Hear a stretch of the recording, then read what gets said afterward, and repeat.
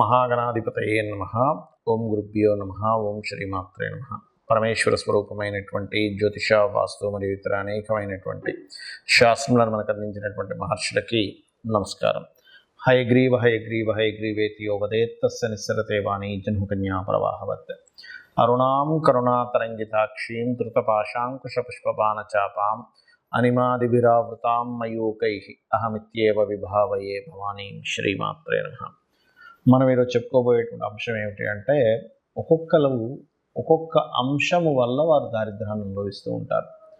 అందులో 12 లగ్నాల వారికి, ఒకవేళ లగ్నం తెలిస్తే లగ్నం నుంచి ఫాలో అవ్వండి, లేనట్లయితే 12 రాసులు తీసుకోండి. లగ్నం తెలియదండి, కొంతమందికి టైమ్ ఆఫ్ బర్త్ నోట్ చేయరు, అలాంటప్పుడు రాసి చూసుకుంటూ ఉంటారు. అటువంటి వారు కూడా ఈ యొక్క అంశంలో, అంటే మీరు ఏ విషయాల జోలికి వెళ్ళడం ద్వారా మీకు దారిద్ర్యం అనేటువంటిది ప్రారంభం అవుతుంది, ఎటువంటి పరిసరాలు మీ చుట్టూ ఉండకూడదు, ఇవి కనుక తెలుసుకోగలిగితే మీకు దారిద్ర్యం అనేటువంటిది మీకు దరిచేరదు. గుర్తుపెట్టుకోండి.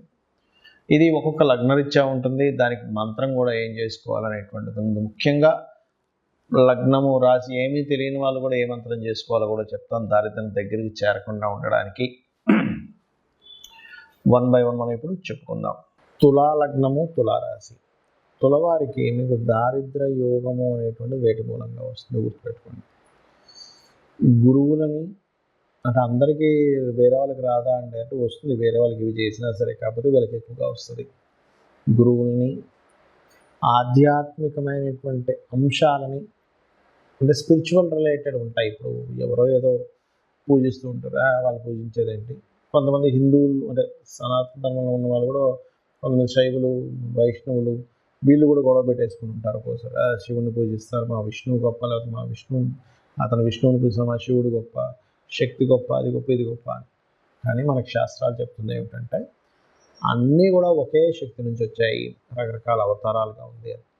ఎవరైతే ఈ రకంగా నిందను చేస్తున్నా, ఈ రకమైనటువంటి విషయాల్లో ఇన్వాల్వ్ అయ్యి మీరు అయ్యారా, అయిపోయింది, ఇది దారిద్ర్యం చుట్టుకుంటుంది మీకు.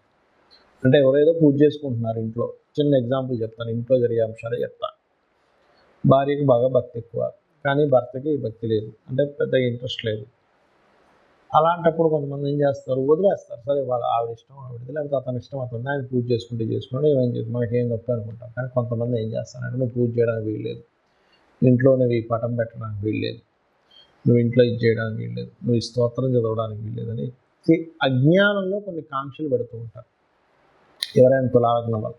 అప్పుడు ఏమవుతుంటుంది, అజ్ఞానంలో పెట్టినట్టు కొన్ని మీరు ఏదైతే ఇదిలాగే రూల్ అని చెప్పి పెడతారో, భగవత్ సంబంధించిన విషయం అవతల వాళ్ళకి, అది మీకు దారిద్ర్యంగా చుట్టుకుంటుంది. గుర్తుపెట్టుకోండి. అలాగే ముఖ్యంగా గురువారం నాడు మీరు ఎవరికైనా అప్పులుగా ఇచ్చారు, దారిద్ర్యం పట్టుకుంటుంది గురువారం నాడు. గుర్తుపెట్టుకోండి. అలాగే ఫ్యాట్ ఐటమ్స్ తింటుంటారు కొంతమంది, బాగా ఫ్యాటీగా ఉండేటువంటివి, బాగా అంటే కల్తీ నెయ్యి, లేకపోతే ఎక్కువ ఫ్యాట్ని క్రియేట్ చేసేటువంటి పదార్థాలు. వీటి వల్ల ఏమవుతుంటుంది అంటే, నర్వ్స్లోని బ్లాకేజెస్ ఏర్పడడం వల్ల, అనవసరమైన ఫ్యాట్ వల్ల వాళ్ళకి పెరాలసిస్ రావడం, ఇట్లాంటివి జరుగుతూ ఉంటాయి. అంటే ఈ లగ్నం వల్ల ఖచ్చితంగా పెరాలసిస్ వస్తుందని కదా నా ఉద్దేశం. వీటి వల్ల వస్తూ ఉంటుంది. లేదా ఊబకాయం అయిపోతారు, బాగా లావు అయిపోతారు, బాగా అసలు కదలలేని పరిస్థితిలో ఉంటుంటారు వీటి వల్ల. లేదా వీళ్ళకి ఇంకా కరెక్ట్గా చెప్పాలంటే, అనవసరమైనటువంటి కోర్టు కేసెస్లోకి వీళ్ళు ఇన్వాల్వ్ అవుతారు. ఎక్కువ దారిద్ర్యం వచ్చిన కేసెస్ నేను చూసిన, కొన్ని వేల జాతకాల్లో చూసింది ఏంటంటే, తులాలగ్నం వారు, అందులో ముఖ్యంగా లగ్నం పాడైతే కనుక వీళ్ళకి సంబంధం లేని విషయాలకు వెళ్ళి కోర్టు కేసుల్లో ఇరుక్కుంటారండి. వీళ్ళకి అసలు అవసరమే ఉండదు, అందులోకి ఇరుక్కోవాల్సిన అవసరమే ఉండదు. వీళ్ళు వెళ్ళి అందులోకి ఇరుక్కొని దాని చుట్టూ తిరుగుతుంటారు. కాబట్టి ఇది ఏదైనా కోర్టు కేసు అవుతుంది, లేదు మాట్లాడుకుంటే సాల్వ్ అయిపోతుంది అంటే, కోర్టుకి వెళ్లకుండా మాట్లాడుకుని దాన్ని సాల్వ్ చేసుకోండి, అన్ని విధాలా బాగుంటుంది. అయితే మీరు జై గురుదత్త, శ్రీ గురుదత్త అని నామస్మరణ చేయండి, ఈ కోర్టు కేసులో ఇరుక్కోకుండా ఉంటారు. సహజంగా అందరూ నన్ను అడుగుతుంది ఏంటంటే, ఏమంటే సహజంగా దారిద్ర దేవత రాకుండా ఉండాలంటే ఎటువంటి జాగ్రత్తలు తీసుకోవాలని అడుగుతూ ఉన్నారు. దానికి చెప్తానండి. ఒకటి గుర్తుపెట్టుకోండి, ఇంట్లో గనక సూర్యోదయం అయిన తర్వాత కూడా ఎక్కడ పక్కలెత్తకుండా నిద్రపోతూ ఉన్నట్లయితే దారిద్ర దేవత ఖచ్చితంగా ఇంట్లో ఎంటర్ అవుతుంది. అంటే మీరు అనుకోవచ్చు, ఏమండి మా ఇంటి పక్కన పెద్ద బంగ్లా ఉంది, ఆ ఇంట్లో పిల్లలు అయితే అసలు పెద్దాక లేగరు, ఇంట్లో ఎవరు అసలు ఇజ్జేరైనా బాగానే ఉంది అంటే, ఒకటే గుర్తుపెట్టుకోండి, వాళ్ళకి పూర్వజన్మల్లో చేసిన పుణ్యము వల్ల ధనాయోగం అనేటువంటిది బలంగా ఉంటుంది. అంత మాత్రం చేత వాళ్ళు హ్యాపీగా ఉన్నారని అనుకోకండి. వాళ్ళకి దరిద్ర దేవత అంటే కేవలం డబ్బులు లేకపోవడం మాత్రమే కాదు, గుర్తుపెట్టుకోండి. రోగాలు వస్తుంటాయి మనిషికి. లేనట్లయితే నిందలు ఎక్కువ పడుతూ ఉంటారు. ఇలా ఒకటి కాదు, రెండు కాదు, చాలా ఉంటాయి. ముఖ్యంగా రోగరూపేణ ఎవరైతే సూర్య భగవానుడు సూర్యోదయం అవ్వకముందు ఎవరైతే నిద్రలేస్తారో వాళ్ళకి రోగాలు వచ్చేటువంటి ఛాన్సెస్ తక్కువగా ఉంటాయి. సూర్యోదయం అయినా కూడా అలాగే నిద్రపోతుంటే రోగం వచ్చే ఛాన్సెస్ ఎక్కువగా ఉంటుంది. ఎందుకు అంటే ఈ రోగానికి సూర్యుడికి సంబంధం ఉంటుంది. సూర్యుడు వచ్చేసరికి మనం తెలివేసి ఉన్నాము అంటే రోగం రాదండి. ఎందుకంటే సహజంగానే సూర్య భగవానుడు ఆరోగ్య ప్రదాత కాబట్టి. ఆరోగ్యం భాస్కరాదిత్యది అంటూ ఉంటారు కాబట్టి ఇది ముఖ్యంగా పాటించండి. అలాగే ఇంట్లో పాత వస్తువులు, శాస్త్రం ఏం చెప్పిందంటే పాత మనుషులు అంటే ఏమిటి, బాగా ఏజ్డ్ పర్సన్స్ ఇంట్లో ఉండాలి. ఎందుకంటే వాళ్ళ సూచనలు వాళ్ళ అనుభవాల ద్వారా మనం రక్షింపబడతాం. కానీ విరిగిపోయినవి పాడైపోయిన వస్తువులు ఇంట్లో ఉండకూడదని చెప్పింది. అవి ఎంత ఎక్కువగా ఉంటాయి ఇంట్లో, పనికిరాని వస్తువులు అంత దారిద్ర్యం పెరుగుతూ ఉంటుంది. ఇంట్లో బూజు ఎక్కువ పట్టడము, పాత గోడలుగా ఉండడము, ఇల్లంతా మట్టి కట్టుకుపోయినట్టుగా పాతగా అయిపోవడం, ఇది కూడా దరిద్రానికి సంకేతం. ఇంట్లో చినిగిపోయిన వస్త్రాలు ఉన్నట్లయితే, ఇప్పుడు ఒకటండి, ధనం లేదు, బాగా పేదరికం అనుభవిస్తున్నారు, చినిగిన వస్త్రం వేసుకోవడమే అతనికి ఇంకా గత్యంతరం మరొకటి లేదన్న వాళ్ళకి మనం ఏం చేయలేము. కానీ కొంతమంది ఏం చేస్తారంటే తెలియక చినిగిన వస్త్రం ధరిస్తారు. ఏం కాదులే, డబ్బులు ఉన్నా కూడా కొంతమంది అటువంటివి ధరిస్తే దారిద్ర దేవత వస్తుందని చెప్తుంది శాస్త్రం. ఎందుకు అంటే చెప్తాను చూడండి, చిన్న లాజిక్ ఇక్కడ ఏం లేదు. చినిగిన వస్త్రం వేసుకొని ఎక్కడికి వెళ్ళాను, చూశాడు, మన మీద అంచనా వల్ల ఆ వ్యక్తికి చినిగిన వస్త్రాలు వేసుకున్నా అంటే ఈ వ్యక్తి దగ్గర ఏమీ లేదేమో, చాలా దారిద్రంలో ఉన్నాడేమో, ఈయనకి పెద్దగా మనం మర్యాద ఇవ్వవలసిన పని లేదు అనుకునే వాళ్ళు కూడా ఉన్నారు. అందరూ అలా ఉన్నారని నేను చెప్పట్లేదు. కాబట్టి ఆ యొక్క విషయంలో వస్త్రం చాలా జాగ్రత్తగా ఉండాలి. వస్త్రం చాలా మంచి వస్త్రం వేసుకోవాలని మనకు శాస్త్రాలు చెప్తున్నాయి. అలాగే మరొకటి ఏంటంటే, ఇక్కడ మీకు లగ్నం తెలియదు, రాశి తెలియదు, కానీ దరిద్రం రాకూడదు. కొన్నిసార్లు ఏమవుతుందంటే దారిద్ర భావము అని ఉంటుంది జ్యోతిష్ శాస్త్రంలో. 3వ స్థానాన్ని దారిద్ర భావము అంటారు. ఆ 3వ అధిపతి కనుక మీకు లగ్న సంబంధాలు ఏర్పడినప్పుడు ఎప్పుడు ఏదో ఒక పెయిన్, ఏదో ఒక దారిద్రం మీ వెంట పడుతూనే ఉంటుంది. అప్పుడు మీరు చేయవలసింది ఏమిటంటే, విష్ణు సహస్రనామాల్లో ఒక నామం ఉంది. మీకు దారిద్రం పోవడానికి, మీకు ఎప్పుడు పెయిన్ ఉంటే పోవడానికి ఏమిటది అంటే ఓం మధుసూదనాయ నమః.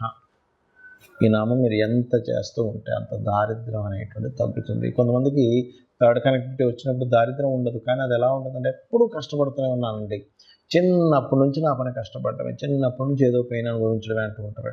అటువంటి వారికి కూడా ఈ యొక్క మంత్రం బ్రహ్మాండంగా పనిచేస్తుంది, గుర్తుపెట్టుకోండి.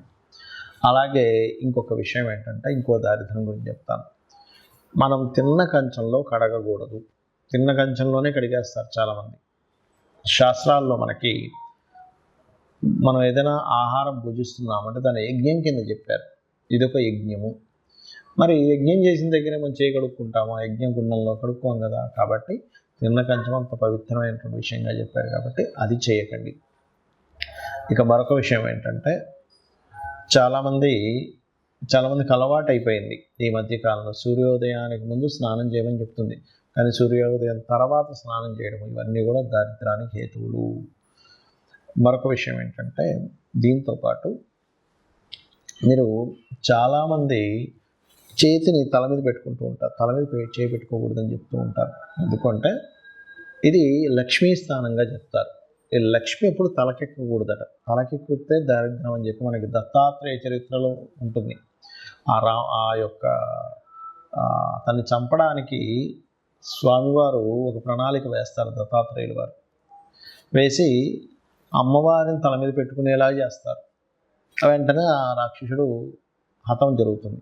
కాబట్టి పెట్టుకోకూడదని చెప్తుంది శాస్త్రం. దీనికి మళ్ళీ ఎక్కడెక్కడ చేయి పెట్టుకుంటే మంచిది అనేటువంటిది పాదం దగ్గర, మోకాళ్ళ దగ్గర, కాళ్ళ దగ్గర, పొట్ట భాగంలోని, ఈ రకంగా ఈ నుదుటి భాగంలోని ఇక్కడ చేతులు పెట్టుకొని కొన్ని నామాలు, లలితాసహస్రనామాలు చదివితే అదృష్టం కలిసి వస్తుందని చెప్పింది శాస్త్రం. ఎక్కడా కూడా మీరు ఓన్లీ తల మీద పెట్టుకోకుండానే కాకుండా ఎక్కడ ఏ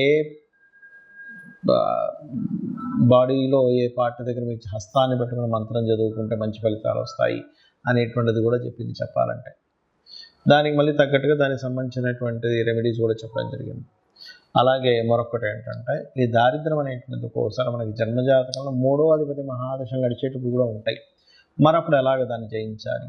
ఎందుకంటే ఆ మహాదశ నడుస్తుంది కదా అన్నప్పుడు ఒకే దగ్గర స్థిరంగా ఉండకుండా మారుతూ ఉంటే మీ లైఫ్ బాగుంటుంది. అప్పుడు ఎందుకంటే 3వ అధిపతి లగ్న సంబంధం ఏర్పడింది, ఎవరికైనా దరిద్ర యోగం ఏర్పడింది. అప్పుడు ఆ జాతకుడు ఆ ఉన్న ఊరు నుంచి వేరే ఊరికి వెళ్ళి బ్రతికితే బాగుంటుంది. చాలామంది చూడండి ఊర్లలో ఏదో పని చేసుకుని బతుకుతారు, అసలు ఎదగరు. కానీ అదే వ్యక్తి సిటీకి రాగానే మళ్ళీ బాగుంటుంది. ఎందుకు? ఆ వ్యక్తికి ఉన్న స్థలం నుంచి మారే యోగం ఉంటుంది. అప్పుడు ఆ దోషం అనేటువంటి ఆ రూపంలో పోతుంది. అలాగే మీ ఇంట్లో పాత వస్తువులు, పాత బట్టలు ఎక్కువగా ఉన్నాయి కానీ మీరు వేసుకోవట్లేదు. అలాంటప్పుడు ఆ బట్టలను చక్కగా ఉప్పుని నీటిలో ముంచి తీసేసి ఆరబెట్టిన తర్వాత వాటిని దానంగా ఇచ్చేసేయండి. ఇంట్లో వాడకుండా పాతగా అలాగే ఉండిపోతే అది కూడా చాలా పెద్ద, అందులో ముఖ్యంగా వస్త్రాలకు సంబంధించిన విషయంలో. ఇంకోటి ఏంటంటే చాలామంది ఈ తల మీద ఉండేటువంటి, శిరస్సు మీద ఉండేటువంటి ఈ ఏదైతే జుత్తు ఉంటుందో దానికి లోపల కొంతమందికి డాండ్రఫ్ అనుకోండి, లేకపోతే మట్టి కానీ ఎక్కువగా ఉంటుంది గడ్డానికి, తలకి. అవి ఎక్కువగా ఉండడం కూడా శాస్త్రంలో మంచిది కాదని చెప్పారు. ఇక్కడ మీరు సైంటిఫిక్గా కూడా ఆలోచించినట్లయితే దానివల్ల మనిషికి రోగం వచ్చే ఛాన్స్ ఉంటుంది. రోగమే దారిద్రంగా కూడా చెప్పింది శాస్త్రం. కాబట్టి ఈ యొక్క అంశాలు జాగ్రత్తగా ఉండాలి. మరొకటి, ఎక్కువ దారిద్రం ఎందుకు వస్తుంది అంటే అన్నదమ్ములతో మీరు సరిగ్గా చేయాల్సిన కమ్యూనికేషన్ సరిగ్గా చేయకపోయినా అనవసరమైన ద్వేషాలు పెంచుకున్న దారిద్రం వస్తుందని చెప్తుంది శాస్త్రం. అంటే అన్నదమ్ములతో, అక్క చెల్లెలతోని చిన్న చిన్న విషయాలు పట్టుకొని వాటిని ద్వేషంగా మార్చుకొని వాటిని మిస్అండర్స్టాండింగ్గా చేసుకుంటాం. ఎందుకంటే 3rd హౌస్ ఈజ్ దారిద్ర స్థానం. 3వ స్థానాన్ని దారిద్రము, పరాక్రమము, పౌరుషము, ధైర్యం ఇవన్నీ చెప్పారు. అందులో దారిద్రం కూడా ఉంటుంది. మీరు ఇక్కడ ఎప్పుడైతే మీరు ఇది చేస్తుంటారో అదొకటి. ఇంకా అన్నిటికంటే గొప్పది చెప్తాను చూడండి. మీరు గాసిప్స్ కనుక వాళ్ళు అలాగంట వీళ్ళు ఇలాగంట అని ఎంతైతే మీరు చెప్పుకుని ఉంటారో అదే మెయిన్ ముఖ్యంగా దారిద్రానికి హేతువుగా శాస్త్రాల్లో చెప్పబడింది. దానికి మరి ఏమిటండి పరిష్కారము అంటే మధుకైటబుల వధ అని ఉంటుంది శాస్త్రంలో. మనకి మీరు వినే ఉంటారు. విష్ణువు యొక్క చెవులో నుంచి వస్తారు మధుకైటబులు అని ఇస్తారు. అతను బ్రహ్మని మాతో నువ్వు పోట్లాడు, లేకపోతే నువ్వు మా చేతిలో చచ్చిపోతావు, సంథింగ్ అట్లాంటి భయపెట్టేసరికి ఆ బ్రహ్మ వెళ్ళి విష్ణుమూర్తిని ప్రార్థించడం జరుగుతుంది. అప్పుడు విష్ణుమూర్తి నిద్రలో ఉన్నట్టుగా ఉండగానే ఆ నిద్రకి ఎవరైతే కారకులో ఆ అమ్మవారిని ప్రార్థించడం జరుగుతుంది. అప్పుడు ఆ మధుకైటపుని సంహరించడానికి ఆ యొక్క మహావిష్ణువు నిద్ర లేచి వాళ్ళిద్దరితో యుద్ధం చేస్తాడు. కానీ ఎంత యుద్ధం చేసినా వాళ్ళు చనిపోరు.